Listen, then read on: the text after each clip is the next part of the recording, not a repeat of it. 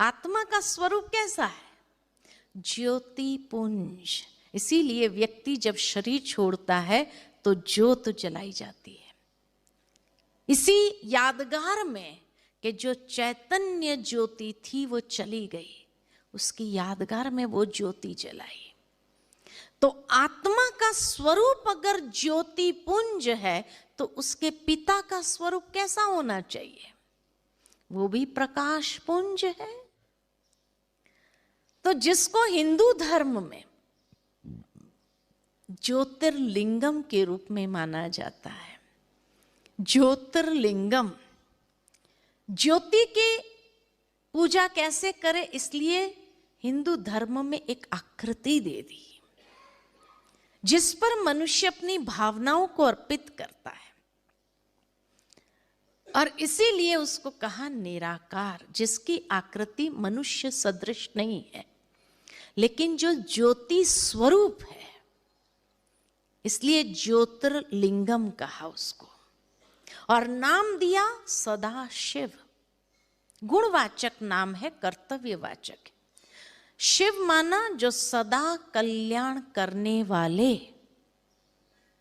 शिव माना परम पवित्र, शिव माना शांति।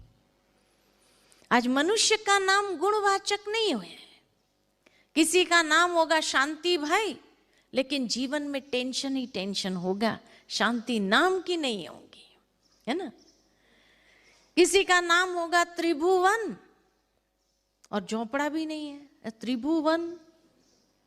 हाँ, तो मनुष्य का नाम गुणवाचक नहीं है, लेकिन परमात्मा का नाम भी गुणवाचक है। और इसीलिए भारत भर में 12 ज्योतिर्लिंगम आज भी महान तीर्थ स्थान माने जाते हैं। कई बार मनुष्य जब 4 धाम की यात्रा करता है, चारों धाम शिव के मंदिर होते हैं। नॉर्थ, साउथ, ईस्ट, वेस्ट, चारों दिशा में उसकी पूजा होती है। देवताओं की पूजा स्टेट वाइज हो गई है ना। नॉर्थ में जाएंगे श्री राम श्री कृष्ण की पूजा अधिक मिलेगी, लेकिन साउथ में चले जाओ तो श्री वेंकटेश बालाजी की पूजा मिलेगी। तो कलकत्ता चले जाओ काली पूजा, दुर्गा पूजा मिलेगी। तो गुजरात महाराष्ट्र में जाओ गणेश पूजा मिलेगी।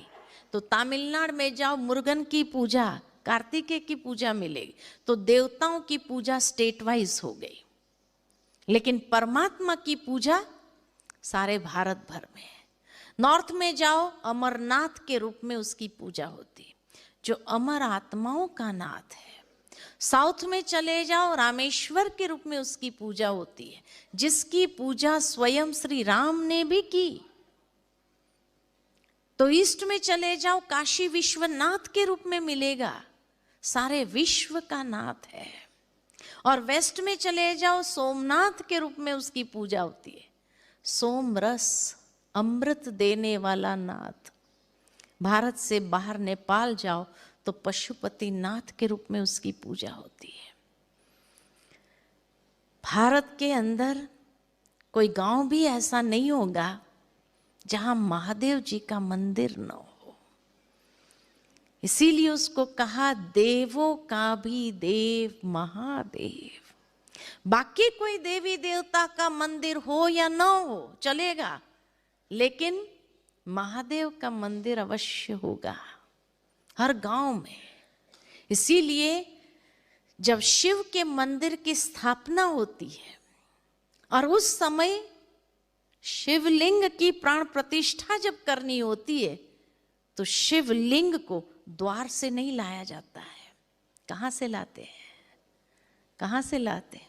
ऊपर से उतारा जाता, ऊपर गुंबज नहीं लगाया जाता है। तब तक ऊपर से उस प्रतिमा को उतारा जाता है, क्योंकि परमात्मा एक ही है जो इस संसार में अवतरित होते हैं।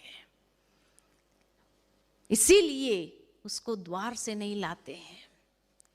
भक्ति में भी कितना सुंदर यादगार है कि एक परमात्मा ही अवतरित होते इस संसार में, उसके बाद गुंबज लगाया जाता है।